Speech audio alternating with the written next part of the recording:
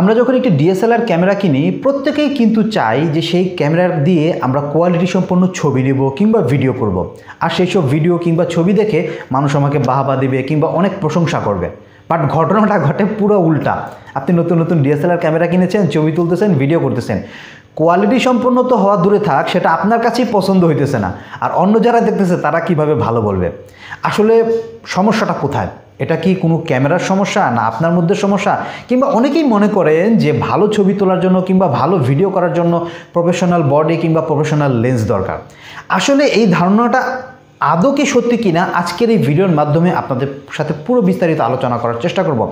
আপনি যদি নতুন ডিএসএলআর ক্যামেরা কিনে থাকেন কিংবা কিনবেন চিন্তা ভাবনা করতেছেন, সো কোয়ালিটি সম্পন্ন ছবি তুলতে হলে কিংবা কোয়ালিটি সম্পন্ন ভিডিও করতে হলে আপনার কোন জিনিসটা থাকা দরকার সেটা আজকের এই ভিডিও দেখার মাধ্যমে আপনাদের সেই নলেজটা হয়ে যাবে। তাই অনুরোধ হলো ভিডিওটা কন্টিনিউ করুন।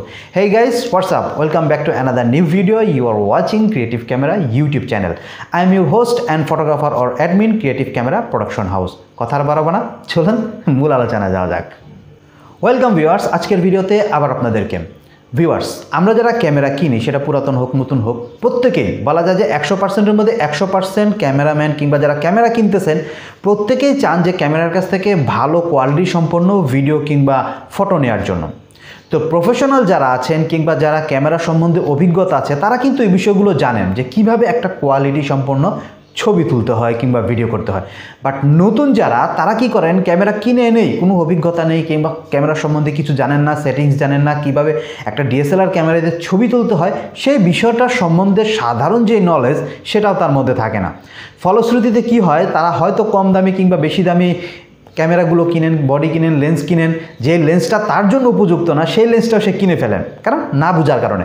ফলশ্রুতিতে সেই সব ক্যামেরা লেন্স দিয়ে যখন তারা ছবি তোলেন, আশানুরূপ ছবি সে কখনোই ওই ক্যামেরাটার কাছ থেকে কিংবা লেন্সটার কাছ থেকে পান না। এরপরে কি করেন, তারা ওই ক্যামেরাটা কিংবা লেন্সটার দোষ দেন যে হয়তো তার ক্যামেরাটা ভালো না কিংবা তার লেন্সটা ভালো না কিংবা তার হয়তো আরও দামি প্রফেশনাল ক্যামেরা কেনা উচিত ছিল। আমাদের মাঝে এমন অনেকেই আছেন এই ধারণাটা তাদের মধ্যে বদ্ধমূল হয়ে যায় যে আমি কম দামি ক্যামেরা কিনেছি এর জন্য বুঝি আমার ছবিগুলো ভালো আসতেছে না, কিংবা আমি যদি আরও দামি অর্থাৎ প্রফেশনাল যে ক্যামেরাগুলো সেই ক্যামেরাগুলো যদি কিনতাম তাহলে হয়তো আমার ছবিটা অনেক ভালো আসতো, আমি ভালো ছবি তুলতে পারতাম।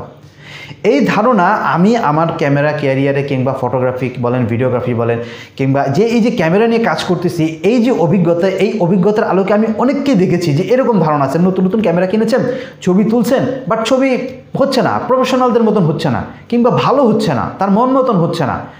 ফলশ্রুতিতে কী করেন, সে দোষ দেন ক্যামেরার যে আমি 50,000, 60,000 কিংবা 40,000, 30,000 টাকা দিয়ে ক্যামেরা কিনছি, এই ক্যামেরাটা আসলে ভালো না, ক্যামেরা কোম্পানিটা ভালো না। আমি যদি প্রফেশনাল কোনো ক্যামেরা কিনতাম, 2 লাখ 3 লাখ টাকা দিয়ে ক্যামেরা কিনতাম, তাহলে হয়তো আমার ছবিটা ভালো আসতো। তো সবসময় একটা জিনিস মনে রাখবেন যে আপনি যে কাজই করেন না কেন ওই কাজে আপনাকে স্কিল থাকতে হবে। অর্থাৎ ধরুন আপনি যে কোনো কাজই করেন না কেন, সাপোজ ধরেন আপনি একটি চাকরি করতেছেন কিংবা ব্যবসা করতেছেন কিংবা যে কোনো কাজে করেন না কেন, অনলাইনে যে কোনো কাজই করুন না কেন, সেই কাজে আপনাকে পারদর্শী হতে হবে। আপনি একটি শ্রেণীকক্ষে কিংবা আপনি একটি ক্লাসে পড়েন, তো আপনি যে ক্লাসে আছেন সেই ক্লাসে কিন্তু সবাই প্রথম হতে পারে না, এর মধ্যে কিন্তু একজনই প্রথম হয়, তারপরের জন দ্বিতীয় হয়, তারপরের জন তৃতীয় হয়, এইভাবে ধারাবাহিকভাবে আমাদের কিন্তু রোল নাম্বার হয় কিংবা ক্লাসের যে গ্রেডিং করা হয়। তো এখন যদি সবার একই রকম স্কিল থাকতো তাহলে কিন্তু কখনোই কেউ ফার্স্ট, সেকেন্ড, থার্ড হতো না, সবাই কিন্তু ফার্স্ট হতো, ঠিক আছে? কেউ ফেল করতো না কিংবা কেউ আপনার এ গ্রেড পেয়ে কিংবা A+ পেয়ে, গোল্ডেন A+ পেয়ে হাই র্যাঙ্ক করতো না। সো এই জিনিসটা আপনাকে বুঝতে হবে, আপনি যে কাজই করুন না কেন সেই কাজে আপনাকে স্কিল থাকতে হবে, আপনার ওই অভিজ্ঞতাটা থাকতে হবে। আপনি লাখ টাকা দিয়ে, অর্থাৎ ক্যানন কোম্পানির বলেন, নিকন কোম্পানির বলেন, যে হাই প্রফেশনাল যে ক্যামেরা বডি আছে, লেন্স আছে, সেগুলো আপনি কিনলেন।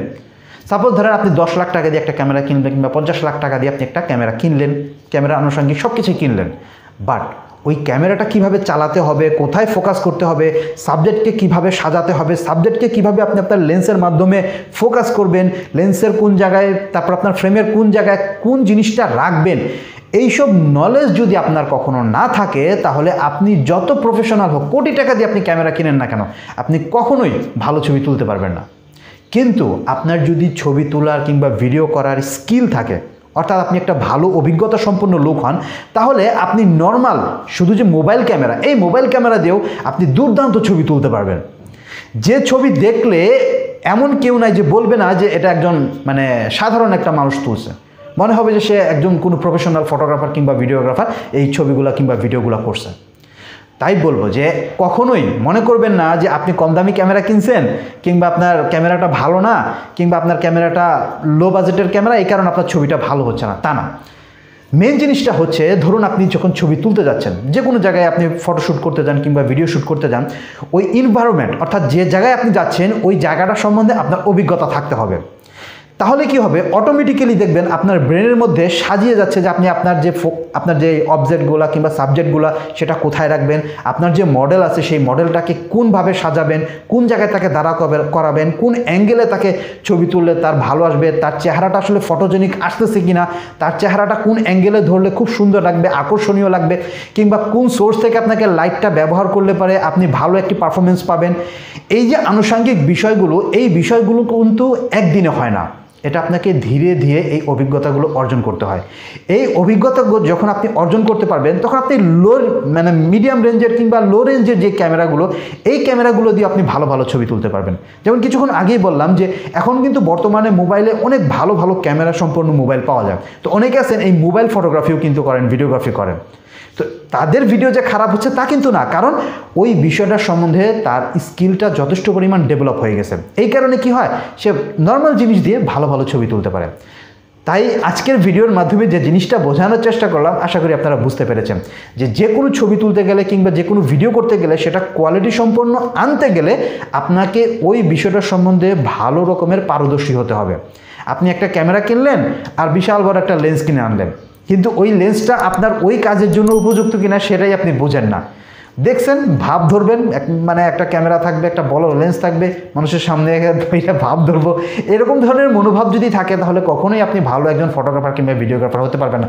ফলশ্রুতিতে কী হবে, আপনার ছবি একের পর এক খারাপ হতে থাকবে এবং আপনি আস্তে আস্তে ধীরে ধীরে ডিমোটিভেট হয়ে যাবেন। তাই আজকের ভিডিওটা যারা কন্টিনিউ করেছেন শুরু থেকে শেষ পর্যন্ত 1 সেকেন্ডও না টেনে, আশা করি ফুল বিষয়টা আপনারা বুঝে গেছেন যে ছবি তোলার জন্য কিংবা ভিডিও করার জন্য ক্যামেরা কিংবা ক্যামেরা বডি না, মেন জিনিসটা হচ্ছে আপনার স্কিল, আপনার অভিজ্ঞতা।